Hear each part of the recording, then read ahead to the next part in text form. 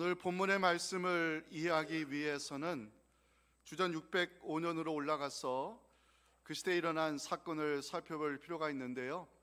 주전 605년 남유다가 하나님의 경고를 무시하다 바벨론의 1차 침략을 받고 우리가 알고 있는 다니엘과 세 친구들 그리고 유다의 지도자들이 포로로 끌려가는 일이 발생했습니다. 그리고 주전 597년 바벨론의 2차 침략 때 그때도 많은 유다 백성들이 끌려가게 되는데 그 중에 에스겔이 있었습니다. 에스겔이 바벨론 땅에 포로로 끌려간 지 5년쯤 되었을 때 하나님의 에스겔을 선지자로 부르셨습니다. 에스겔에게 하나님의 영이 임함으로 이스라엘 자손에게 말씀을 전하는 선지자로 보내받는 장면이 에스겔 2장 2절부터 기록이 되어 있습니다. 그가 내게 말씀하실 때에 그 영이 내게 임하사 나를 일으켜 내 발로 세우시기로 내가 그 말씀하시는 자의 소리를 들으니 내게 이르시되 인자야 내가 너를 이스라엘 자손 곧 패역한 백성 나를 배반하는 자에게 보내노라. 그들과 그 조상들이 내게 범죄하여 오늘까지 이르렀나니 이 자손은 얼굴이 뻔뻔하고 마음이 굳은 자니라. 내가 너를 그들에게 보내노니 너는 그들에게 이르기를 주 여호와의 말씀이 이러하시다 하라. 선지자로 부름받은 에스겔이 하나님의 말씀을 전해야 될 대상은 포로로 끌려온 유다 자손들이었습니다. 유다 백성은 예루살렘 성벽이 무너지고 성전이 불타는 것을 보면서 세 가지 질문을 던질 수밖에 없었습니다. 하나님은 과연 우리와 함께 하시는가? 하나님께서 택하신 이스라엘이 이방 민족에게 질밥히는 이유가 무엇인가? 이방 땅에 끌려온 우리에게 소망이 있는가? 이 질문들을 던지며 어려운 시간을 보내고 있는 유다 백성에게 하나님은 심판하실 수밖에 없었던 이유에 대하여 에스겔을 통해 말씀을 전하게 하셨습니다. 남유다가 무너진 첫 번째 이유, 우상 숭배 때문이었습니다. 에스겔 6장 11절부터 보면 주 여호와께서 이같이 이르시되 너는 손뼉을 치고 발을 구르며 말할지어다. 오호라 이스라엘 족속이 모든 가증한 악을 행함으로 마침내 칼과 기근과 전염병에 망하되 먼 데 있는 자는 전염병에 죽고 가까운 데 있는 자는 칼에 엎드러지고 남아있어 에워싸인 자는 기근에 죽으리라. 이같이 내 진노를 그들에게 이룬즉 그 죽임당한 시체들이 그 우상들 사이에 제단 사방에 각 높은 고개 위에 모든 산 꼭대기에 모든 푸른 나무 아래에 무성한 상수리 나무 아래 곧 그 우상에게 분향하는 곳에 임하게 될 것이라고 하나님 말씀했습니다. 유다가 망한 두 번째 이유, 공의와 정의가 무너졌기 때문입니다. 에스겔 45장 9절 보면 주 여호와께서 이같이 말씀하셨느니라. 이스라엘의 통치자들아 너희에게 만족하니라. 너희는 포악과 겁탈을 제거하여 버리고 정의와 공의를 행하여 내 백성에게 속여 빼앗는 것을 그치라고 하나님 말씀했습니다. 이스라엘 공동체의 정의와 공의가 무너진 이유, 타락한 이스라엘의 지도자들 때문이었습니다. 하나님의 에스겔을 통하여 유다를 심판할 수밖에 없는 이유에 대해서 말씀을 전하게 하셨지만 징계의 시간이 끝나면 다시 회복될 것이라는 소망의 말씀도 선포하게 하셨습니다. 에스겔서에서 회복을 약속하는 대표적인 말씀이 우리가 알고 있는 에스겔 37장 마른 뼈 환상에 대한 말씀입니다. 에스겔 37장 우리 11절부터 함께 읽겠습니다. 시작. 또 내게 이르시되 인자야 이 뼈들은 이스라엘 온 족속이라.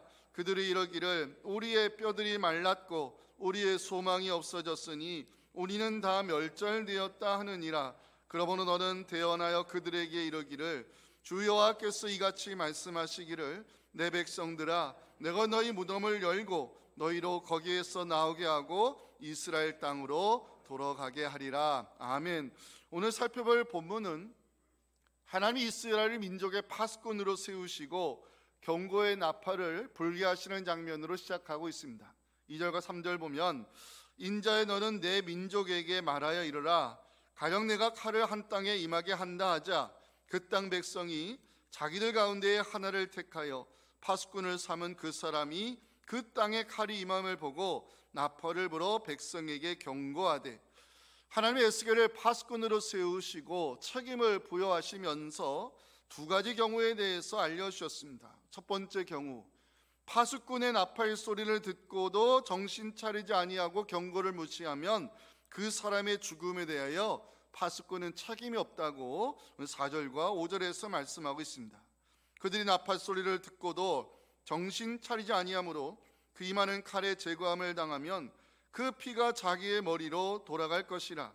그가 경고를 받았던들 자기 생명을 보존하였을 것이나 나팔 소리를 듣고도 경고를 받지 아니하였으니 그 피가 자기에게로 돌아가리라. 두 번째 경우, 파수꾼이 전쟁이 임함을 보고도 나팔을 불지 아니하면 백성의 죽음에 대하여 하나님은 파수꾼에게 그 책임을 물으실 것을 6절에서 말씀하셨습니다. 그러나 칼이 임함을 파수꾼이 보고도 나팔을 불지 아니하여 백성에게 경고하지 아니하므로 그 중에 한 사람이 그 임하는 칼에 제거당하면 그는 자기 죄악으로 말미암아 제거되려니와 그 죄는 내가 파수꾼의 손에서 찾을 것이라 말씀했습니다. 성경은 에스겔이 민족의 파수꾼으로 세움받았음을 강조하면서 사람들에게 경고의 나팔을 보낸 것이 파수꾼의 임무임을 오늘 7절에서 말씀하고 있는데요, 함께 읽겠습니다. 시작. 인자야, 내가 너를 이스라엘 족속의 파수꾼으로 삼음이 이와 같으니라. 그런즉 너는 내 입의 말을 듣고 나를 대신하여 그들에게 경고할지어다. 아멘. 오늘 설교 제목이 파수꾼인데요, 파수꾼의 사명은 무엇이고 파수꾼이 불어야 되는 경고의 나팔은 무엇인지 함께 생각하며 올려간 메시지를 가슴에 새기는 은혜 시간 되어 보기를 소망합니다. 우리 첫째 메시지 우리 함께 읽도록 하겠습니다. 시작. 주의 백성은 하나님의 영광이 이 땅에서 떠나지 아니하도록 기도해야 합니다. 제가 설교 시작할 때 유다가 심판받을 수밖에 없는 이유 중 하나가 우상 숭배 때문이라고 말씀을 드렸습니다. 남유다의 우상 숭배가 어느 정도였을까요? 하나님이 에스겔을 불러서 내가 성소를 떠날 수밖에 없다고 말씀하는 장면이 에스겔 8장 6절에 나옵니다. 자, 노란 글씨를 보시면 그들이 여기에서 크게 가증한 일을 행하, 여기가 어딥니까? 성전입니다. 성전에서 가증한 일을 행하는 유다 백성들 때문에 내가 성소를 멀리 떠날 수밖에 없다고 하나님 말씀하고 있습니다. 하나님을 성소에서 떠나게 만드는 이유, 우상 숭배입니다. 하나님의 에스겔에게 예루살렘 성전에서 일어나는 가증한 일을 보여주셨는데요, 에스겔 8장 10절부터 제가 한번 읽어보겠습니다.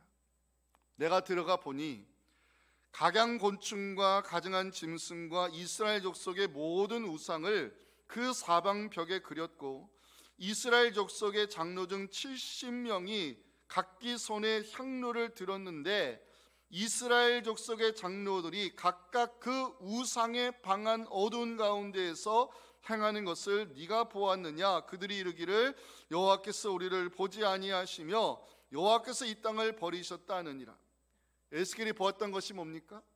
각종 곤충과 가증한 짐승의 모양이 거룩한 성전 벽에 그려져 있는 것을 보았습니다. 하나님을 섬겨야 될 제사장들이 우상을 숭배하는 방에서 향로를 들고 서는 것을 보게 되었습니다. 남유다의 우상 숭배가 종교 지도자로부터 시작되었다는 것을 성경이 고발하고 있습니다. 자, 지도자들이 이 정도면 유다 백성은 어느 정도였을까요? 에스겔 8장 14절 16절 봅니다. 그가 또 나를 데리고 여호와의 전으로 들어가는 북문에 이르시기로 보니 거기에 유다 여인들이 앉아 있는데 담무스를 위하여 애곡하는 것을 보았습니다. 그가 또 나를 데리고 여호와의 성전 안뜰에 들어가시니라. 보라, 여호와의 성전 곧 현관과 제단 사이에서 약 25명이 여호와의 성전을 등지고 낯을 동쪽으로 향하여 동쪽 태양에게 예배하는 것을 에스겔이 보았습니다. 담무스, 바빌론 지역에서 섬기던 우상인데 식물을 자라게 하고 열매를 맺게 하는 풍요의 신으로 알려져 있었습니다. 사람들이 하나님의 성전을 등지고 태양신에게 경배를 드리는 것은 종교 지도자로부터 시작해서 백성이 이르기까지 예루살렘의 우상 숭배의 풍습이 유행했다는 사실을 성경이 우리에게 보여주고 있습니다. 하나님의 심판은 더럽혀진 성소에서부터 시작이 되었습니다. 에스겔 9장 6절입니다. 늙은 자와 젊은 자와 처녀와 어린이와 여자를 다 죽이되 이마에 표 있는 자에게는 가까이 하지 말라. 내 성소에서 심판이 시작될 것이라고 하나님 말씀하셨습니다. 문제는 우상 숭배로 더럽혀진 땅에서 하나님의 영광이 떠나기 시작하는데 심각한 문제가 있습니다. 하나님의 영광이 예루살렘에서 떠나기 시작하는 장면을 이제 우리가 확인할 텐데, 가능한 스크린 보지 마시고 성경을 찾아서 저를 따라오시면 좋겠습니다. 자, 에스겔 9장을 열으시고 3절로 가겠습니다. 성경 다 찾으세요. 에스겔 9장 3절을 열으시고 함께 읽겠습니다. 에스겔 9장 3절 시작. 그룹에 머물러 있던 이스라엘 하나님의 영광이 성전 문지방에 이르더니, 자 여기까지요. 그룹에 머물러 있던 하나님의 영광이 성전 문지방에 이르렀다. 지성소에 임재하시던 하나님의 영광이 성전 문지방으로 이동하는 장면입니다. 그 다음에 에스겔 10장 4절로 가셔서 함께 읽겠습니다. 에스겔 10장 4절 시작. 여호와의 영광이 그룹에서 올라와 성전 문지방에 이르니, 여기까지요. 여호와의 영광이 그룹에서 올라왔다는 것은 하나님의 영광이 성전을 떠나기 시작했다는 의미입니다. 그 다음 에스겔 10장 18절을 보시면 여호와의 영광이 성전 문지방을 떠나서 하나님의 영광이 본격적으로 성전을 떠나는 장면입니다. 마지막 에스겔 11장 23절은 같이 읽겠습니다. 11장 23절 시작. 여호와의 영광이 성읍 가운데서부터 올라가 성읍 동쪽 산에 머무르고, 이 성읍은 예루살렘 성읍입니다. 에스겔은 여호와의 영광이 성전을 떠나 예루살렘을 떠나고 있는 것을 보고 있습니다. 하나님의 영광이 떠난 이유, 성전의 벽이 가증한 짐승의 모양으로 더럽혀져 있었기 때문입니다. 하나님의 영광이 떠난 이유, 거룩한 제사장들이 하나님이 아닌 우상을 향하여 향로를 들었기 때문입니다. 하나님의 영광이 떠난 이유, 유다 백성이 하나님을 버리고 담무스와 태양신을 예배 대상으로 삼았기 때문입니다. 에스겔은 하나님의 영광이 떠난 예루살렘을 향해 재앙이 찾아올 것이며 끝이 왔다고 저주의 말씀을 선포했습니다. 에스겔 7장 5절 6절입니다. 주 여호와께서 이같이 이르시되 재앙이로다, 비상한 재앙이로다. 볼지어다 그것이 왔도다. 끝이 왔도다. 끝이 왔도다. 끝이 너에게 왔다고 에스겔은 저주의 말씀을 선포할 수밖에 없었습니다. 그 끝의 날, 그날은 너희들의 가증한 일에 대하여 여호와가 때리는 날이 될 것이라고 에스겔 7장 9절 말씀을 선포했습니다. 내가 너를 불쌍히 여기지 아니하며 긍휼히 여기지도 아니하고 내 행위대로 너를 벌하여 너의 가증한 일이 너희 중에 나타나게 하리니 나 여호와가 때리는 이임을 네가 알 것이다. 하나님의 영광이 성전의 문지방을 떠나 예루살렘을 떠나가는 장면을 저는 심각하게 묵상하면서 중요한 메시지를 깨닫게 되었습니다. 주의 백성은 하나님의 영광이 이 땅에서 떠나지 아니하도록 기도해야 될 책임이 있다는 것입니다. 이것이 중요한 것은, 잘 들으세요, 하나님의 영광이 떠난 자리에 찾아오는 것은 재앙과 파멸, 심판과 저주이기 때문입니다. 어떻게 해야 하나님의 영광이 떠나지 아니할까 질문을 던지며 하나님 말씀을 구했습니다. 어떻게 하면 하나님의 영광이 이 땅에서 떠나지 아니할까 말씀 묵상하는 가운데 하나님은 영적인 무너짐을 막아설 수 있는 한 사람을 찾고 계시다는 사실을 알게 되었습니다. 에스겔 22장 30절 31절 중요한 말씀입니다. 함께 읽겠습니다. 이 땅을 위하여 성을 쌓으며 성 무너진 데를 막아서서 나로 하여금 멸하지 못하게 할 사람을 내가 그 가운데서 찾다가 찾지 못하였으므로 내가 내 분노를 그들 위에 쏟으며 내 진노의 불로 멸하여 그들 행위대로 그들 머리에 보응하였느니라. 주 여호와의 말씀이니라. 아멘. 이 땅의 영적 무너짐을 막아서기 위해서 기도의 제단을 쌓는 사람을 하나님이 찾고 계시다고 성경은 말씀합니다. 소돔과 고모라가 왜 심판의 불을 받았습니까? 영적 무너짐을 막아설 수 있는 의인 10명이 그 성읍에 없었기 때문입니다. 거룩한 성읍 예루살렘이 왜 무너졌는가? 정의를 구하며 진리를 구하는 자 의인 한 사람이 없었기 때문입니다. 요즘 예레미야 5장 1절을 우리가 많이 보게 되는데 하나님의 사인이라고 저는 생각됩니다. 함께 읽겠습니다. 너희는 예루살렘 거리로 빨리 다니며 그 넓은 거리에서 찾아보고 알라. 너희가 만일 정의를 행하며 진리를 구하는 자를 한 사람이라도 찾으면 내가 이 성읍을 용서하리라. 하나님 말씀했습니다. 사랑하는 성도 여러분, 우리의 기도를 점검해야 될 것 같습니다. 기도는 내가 원하는 것을 얻어내기 위한 수단이 아닙니다. 기도는 분명 하나님의 자녀에게 주신 특권입니다. 그건 맞습니다. 하지만 기도의 특권을 나를 위해 사용하지 마시고 하나님의 뜻을 이루는 거룩한 도구로 사용하시기 바랍니다. 주님께서 가르쳐 주지 않았습니까? 너는 먼저 그의 나라와 그의 의가 이루어지도록 기도하라고. 기도는 하나님의 뜻이 이루어지는 통로입니다. 이 땅에 죄악된 문화가 유행처럼 번지는 것은 우리의 기도가 하나님의 뜻을 이루는 통로가 아니라 그저 내 소원을 이루는 저급한 도구로 전락했기 때문입니다. 다시 한번 말씀드립니다. 하나님의 영광이 이 땅에서 떠나지 아니하도록 기도해야 될 책임이 우리에게 있습니다. 성경적 가치관과 위배되는 악법들이 국회에 상정되지 못하도록 기도의 힘으로 막아서야 될 책임이 우리에게 있습니다. 하나님의 나라를 대적하는 악한 세력들이 말씀의 권능으로 무너지도록 우리 목회자들을 위해 기도해 주시기 바랍니다.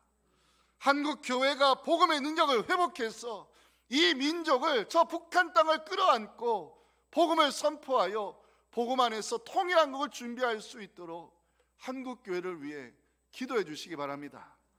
우리의 기도 때문에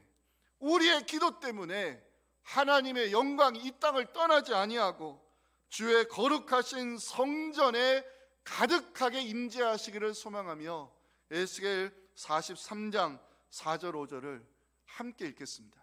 시작. 여호와의 영광이 동문을 통하여 성전으로 들어가고 영이 나를 들어내리고 안뜰에 들어가시기로 내가 보니 여호와의 영광이 성전에 가득하더라. 아멘. 우리 두 번째 메시지는 우리 모두에게 주시는 사명의 말씀입니다. 함께 읽겠습니다. 주의 백성은 이 시대의 파수꾼으로서 살 길이 있음을 알려주어야 합니다. 하나님께서 에스겔을 민족의 파수꾼으로 세우시는 장면이 에스겔 3장 17절에 기록이 되어 있습니다. 인자야, 내가 너를 이스라엘 족속의 파수꾼으로 세웠으니 너는 내 입의 말을 듣고 나를 대신하여 그들을 깨우치라고 하나님 말씀했습니다. 자, 파수꾼 히브리어로 이런 뜻입니다. 날카로운 눈으로 감찰하는 사람, 이게 파수꾼의 의미인데요. 파수꾼은 전망대에 서서 날카로운 눈으로 전쟁의 위협을 감찰하는 사람입니다. 파수꾼이 중요한 것은 공동체의 생존 여부가 파수꾼에게 달려있기 때문입니다. 만약 파수꾼이 직무에 태만하여 적군의 동태를 살피지 아니하면 사형에 처할 정도로 파수꾼은 중요한 역할을 맡은 사람입니다. 오늘 설교 제목이 파수꾼인데 여기에 우리가 들어야 될 말씀이 있습니다. 첫 번째 생각하고 싶은 것은 파수꾼의 임무입니다. 자, 파수꾼의 임무가 무엇인가를 알려준 것이 오늘 2절 3절인데 자, 여러분들이 이 말씀을 읽어주면 감사하겠습니다. 시작.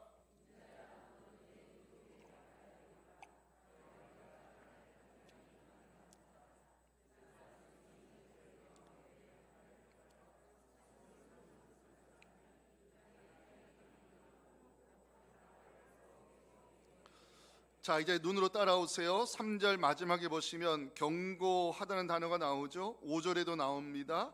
6절에도 경고란 단어가 나오고요. 7절에도 8절에도 9절, 거의 매 9절 이 경고하다는 단어가 나오는데 세보니까 무려 7번 오늘 본문에 쓰였습니다. 중요하다는 의미겠죠. 그래도 찾아봤습니다. 경고하다, 자, 경고의 나팔을 부는 것이 이 파수꾼의 임무라는 것을 성경이 증거하고 있는데요. 경고하다는 단어를 찾아보니까 히브리어로 두 가지 의미가 있었습니다. 첫 번째는 잘못이나 죄를 지적하여 바르게 잡아주다, 이런 뜻입니다. 성서학자들은 유다가 망할 때 하나님이 에스겔과 동시대의 파수꾼으로 세운 사람이 느헤미야라고 이해하고 있습니다. 유다 백성의 잘못을 바로잡기 위해서 하나님께서 예레미야를 파수꾼으로 세우시는 장면이 예레미야 6장 17절부터 나옵니다. 내가 또 너희 위에 파수꾼을 세웠으니 나팔 소리를 들으라나 그들의 대답에 우리는 듣지 않겠노라 하였도다. 그러므로 너희 나라들아 들으라, 무리들아 그들이 당할 일을 알라. 땅이여 들으라, 내가 이 백성에게 재앙을 내리리니 이것이 그들의 생각의 결과라. 그들이 내 말을 듣지 아니하며 내 율법을 거절하였습니다. 경고하던 단어의 두 번째 의미는 가르치다, 깨우치다, 이런 뜻입니다. 하나님의 말씀을 가르쳐 깨우침을 받게 하는 것이 파수꾼의 임무임을 에스겔 3장 20절 21절이 기록하고 있는데요, 우리 한번 같이 읽어보겠습니다. 시작. 또 인이 그의 공의에서 돌이켜 악을 행할 때에는 이미 행한 그의 공의는 기억할 바 아니라 내가 그 앞에 거치는 것을 두면 그가 죽을지니 이는 네가 그를 깨우치지 않음이니라. 그는 그의 죄 중에서 죽으려니와 그의 핏값은 내가 네 손에서 찾으리라. 그러나 네가 그 인을 깨우쳐 범죄하지 아니하게 하므로 그가 범죄하지 아니하면 정령 살리니 이는 깨우침을 받음이며 너도 내 영혼을 보존하리라. 아멘. 파수꾼의 임무가 중요한 것은 경고의 나팔을 무시하는 사람은 죽임을 당할 것이고 경고의 나팔 소리를 받아들이는 사람은 생명을 보존하기 때문에 파수꾼의 역할이 중요한 것입니다. 그게 4절 5절입니다. 그들이 나팔 소리를 듣고도 정신 차리지 아니하므로 그이 많은 칼에 제거함을 당하면 그 피가 자기의 머리로 돌아갈 것이라. 그가 경고를 받았던들 자기 생명을 보존하였을 것이나 나팔 소리를 듣고도 경고를 받지 아니하였으니 그 피가 자기에게로 돌아가리라. 파수꾼은 하나님을 대신하여 경고의 나팔을 부는 사람이라는 사실 7절에서 말씀하고 있습니다. 우리 모두 함께 읽겠습니다. 시작. 인자야, 내가 너를 이스라엘 족속의 파수꾼으로 삼음이 이와 같으니라. 그러니 너는 내 입의 말을 듣고 나를 대신하여 그들에게 경고할지어다. 아멘. 두 번째 생각해 보고 싶은 것은 파수꾼을 세우시는 이유입니다. 하나님께서 에스겔을 파수꾼으로 세우셨을 때 예고하셨어요. 뭘 예고했을까? 유다 백성이 네가 전하는 말을 듣지 않을 것이다. 그게 에스겔 3장 7절입니다.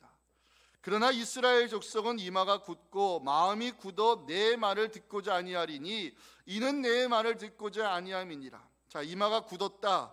유다 백성의 잘못된 생각을 지적하는 표현입니다. 유다 백성의 머리에는 하나님이 사라지고 풍요를 바라는 단무스 그 생각뿐이었습니다. 마음이 굳어있다. 하나님 말씀이 들어가지 못할 정도로 완악해져 버린 유다 백성의 마음을 지적하는 표현입니다. 자, 그럼에도 불구하고 왜 하나님은 에스겔을 파수꾼으로 보내시는가? 여기에 하나님이 시대마다 파수꾼을 세우는 이유가 있습니다. 자, 에스겔 3장 10절 11절을 함께 읽겠습니다. 시작. 또 내게 이르시되 인자야, 내가 네게 이를 모든 말을 너는 마음으로 받으며 귀로 듣고 사로잡힌 내 민족에게로 가서 그들이 듣든지 아니 듣든지 그들에게 고하여 이르기를 주 여호와의 말씀이 이러하시다 하라. 아멘. 하나님이 파수꾼을 보내시는 이유, 기회를 주기 위함이었습니다. 듣든지 아니 듣든지 하나님 말씀을 전하는 파수꾼의 수고를 통해서 한 사람이라도 죽게 돌아오기를 바라는 것, 그것이 하나님의 마음이었습니다. 에스겔서를 연구하면서 듣든지 아니 듣든지 이 표현의 성경이 딱 3번 나오는데 그 딱 3번이 모두 에스겔서에 등장하는 것을 이번에 알게 되었습니다. 에스겔 2장 5절, 그들은 패역한 족속이라. 그들이 듣든지 아니 듣든지 그들 가운데 선자가 있음을 알지니라. 에스겔 2장 7절, 그들은 심히 패역한 자라. 그들이 듣든지 아니 듣든지 너는 내 말로 고할지어다. 듣든지 아니 듣든지 이 말씀을 묵상하면서 저는 기회를 주시는 하나님을 발견하게 되었습니다. 하나님을 알고 있었습니다.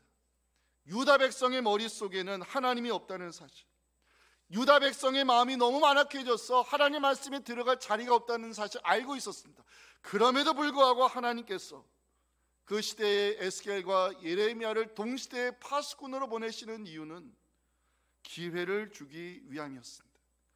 기회를 주기 원하시는 하나님의 마음, 에스겔 33장 11절에 나와 있습니다. 함께 읽겠습니다. 시작. 너는 그들에게 말하라. 주 여호와의 말씀이니라. 나의 삶을 두고 맹세하노니 나는 악인이 죽는 것을 기뻐하지 아니하고 악인이 그의 길에서 돌이켜 떠나 사는 것을 기뻐하노라. 이스라엘 족속아 돌이키고 돌이키라. 너희 악한 길에서 떠나라. 어찌 죽고자 하느냐 하셨다라. 아멘. 말씀을 전한 자가 없다면 악인은 회개의 기회조차 얻지 못하고 영원한 죽음에 이르기 때문에 파수꾼은 사명감을 가지고 그들이 듣든지 아니 듣든지 생명의 말씀을 전하기 위해 사자같이 부르짖었음을 이사야 21장 8절에서 선지자 이사야는 고백합니다. 파수꾼이 사자같이 부르짖기를 주여 내가 낮에 늘 망대에 서 있었고 밤이 새도록 파수꾼 곳이 있었다고 이사야 선지자는 이야기합니다. 사람들이 듣든지 아니 듣든지 외치는 것이 왜 중요할까? 최근에 남양주 한 아파트에서 일어난 사건을 여러분들에게 소개하겠습니다. 지난 6월 1일 밤 9시 넘어 아파트에 화재가 발생했습니다.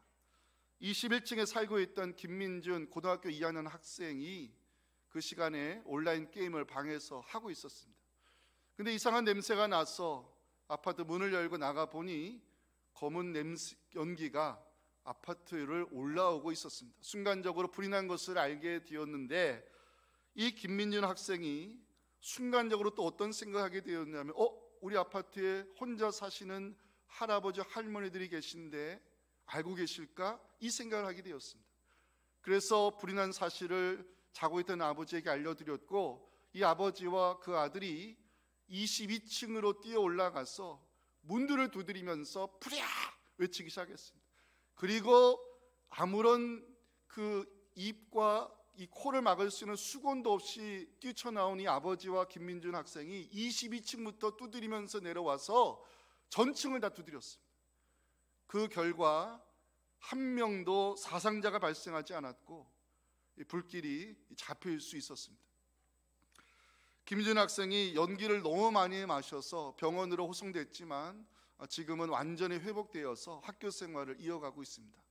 이 남양주 경찰서에서 그 소식을 듣고 김민준 학생에게 표창장을 수여했을 때 신문 기자가 인터뷰를 했습니다. 그 불이 난 상황에서 어떻게 22층부터 올라가서 그 불이야 외치며 그 문을 두드릴 수 있었습니까? 라고 물어보니 그 김민준 학생이 이렇게 대답을 했습니다. 사람으로서 당연히 해야 할 일을 한 것뿐인데 표창장까지 받으니 할 말이 별로 없다고 인터뷰를 마쳤습니다. 그리고 얼마 지나서 분식집에 이 학생이 갔는데 그날 불이야 외쳤던 그 학생의 그 수고 때문에 살아났던 할아버지가 그 분식집에 있었습니다. 학생, 그날 알려줘서 내가 살 수 있었다고 고맙다고 인사를 전했습니다. 사랑하는 성도 여러분, 하나님은 이 말씀 듣는 우리가 이 시대의 파수꾼으로서 죽지 않고 살 수 있는 길이 있음을 알리는 복음의 전달자 되기를 하나님 원하고 계십니다. 죽지 않고 살 수 있는 길 있습니다. 예수 그리스도를 믿는 믿음입니다. 기도하겠습니다.